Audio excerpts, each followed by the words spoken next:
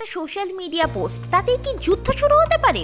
হ্যাঁ, মার্কিন president Donald Trump হুমকি দিয়েছেন নাইজেরিয়ায় সেনা পাঠাতে হতে পারে, কারণ নাইজেরিয়ায় খ্রিস্টানদের ওপর অকথ্য নির্যাতন ও গণহত্যা চালাচ্ছে সে দেশের ইসলামপন্থী জঙ্গিরা। আর খ্রিস্টান ধর্মাবলম্বীদের সুরক্ষা দিতে ব্যর্থ দেশটির সরকার। রিপোর্টও বলছে গত 2 দশকে ইসলামী জিহাদিদের হামলায় 62,000-এরও বেশি মৃত্যু, ঘরছাড়া হয়েছেন 50 লক্ষেরও বেশি। ট্রাম্প বলছে নাইজেরিয়ায় খ্রিস্টানদের অস্তিত্বই বিপন্ন, তাই তিনি পেন্টাগনকে প্রস্তুতি নিতে বলেছেন সামরিক পদক্ষেপের জন্য। নাইজেরিয়া সরকার তীব্র প্রতিবাদ জানিয়ে বলছে এটা ভুল তথ্য, দেশের সমস্যার মূল জঙ্গিবাদ, ধর্ম নয়।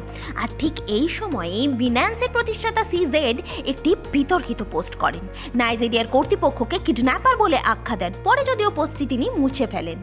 এখন পরিস্থিতি কূটনৈতিক সংকটে পরিণত হয়েছে। Nigeria $2.25 billion euro bond issue করেছে, বিনিয়োগকারীরা আতঙ্কে।